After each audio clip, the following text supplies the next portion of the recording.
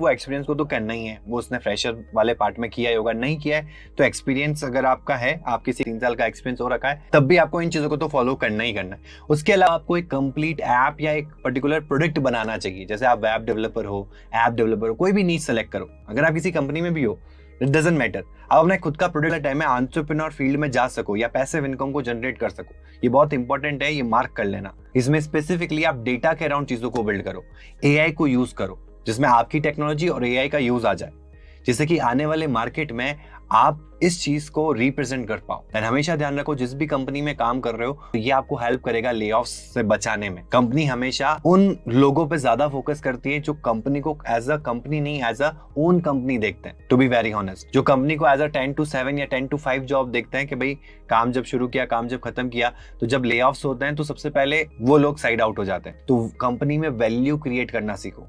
Then next आप क्या कर सकते हो, अगर आप एक्सपीरियंस हो और अगर आपने कंट्रीब्यूशन नहीं किया है तो आज से ही कंट्रीब्यूट करना स्टार्ट करो ओपन सोर्स प्रोजेक्ट्स के ऊपर। बहुत सारे ओपन सोर्स प्रोजेक्ट्स आपको गिटहब कंट्रीब्यूट्स को वैलिडेट करवा सको, जिससे कि आपका प्रोफाइल बूस्ट होगा। एक और चीज बनाने की सोचो, वैसे आप कम्युनिटी को हेल्प करने के लिए भी ना पैकेजेस या लाइब्रेरीज बनाने की सोच सकते हो। जैसे बाकी जितने भी अनएक्सपीरियंस लोग या बाकी आपकी कम्युनिटी में जितने भी लोग हैं, उनके लिए आप कुछ ना कुछ हेल्पफुल चीज लेके आए हो।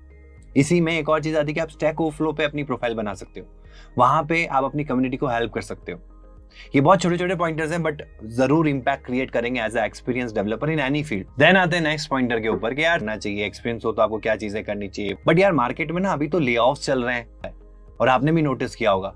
देखो, समझने वाली बात यह है, पहले आपको समझना होगा ले ऑफ्स हुए क्यों होंगे। बट जो ले ऑफ का मेन रीजन है वो ये है कि उस समय मास हायरिंग हुई, उस समय अच्छे पैकेजेस मिले, अनडिजर्विंग पैकेजेस मिले। मतलब जिस बंदे को अगर नॉर्मल बेसिस पे 12 लाख के पैकेज पे हायर किया जाता अगर नॉर्मल बेसिस में, बट उसकी रिक्वायरमेंट इतनी ज्यादा कि इस लॉकडाउन पीरियड के अंदर, इस कोविड पीरियड के अंदर कई लोगों को अपने लिमिट के अबाव पैकेजेस मिले, विच इज फैक्ट।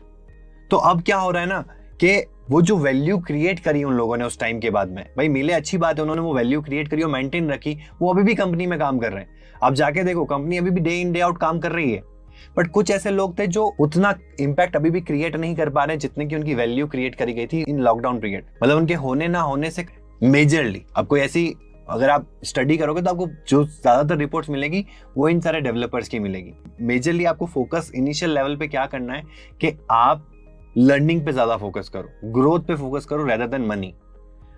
एक बार अगर आपने अच्छी ग्रोथ पकड़ ली, अच्छा आपका एक्सपीरियंस क्रिएट हो गया, उसके बाद में there is no looking backward. ये जो पैकेज है वो आपका डे बाय डे ग्रो होता रहेगा। फिर बात करते हैं एआई की। भाई ये जब हो रहा है तो साथ साथ एआई भी आ गया। तो एआई ने इंपैक्ट जरूर डाला है, ऐसा नहीं कह रहा हूं कि एआई ने इंपैक्ट नहीं डाला, बट जो एआई जब आता है, कोई भी एआई का मॉड्यूल आता है, जैसे चैट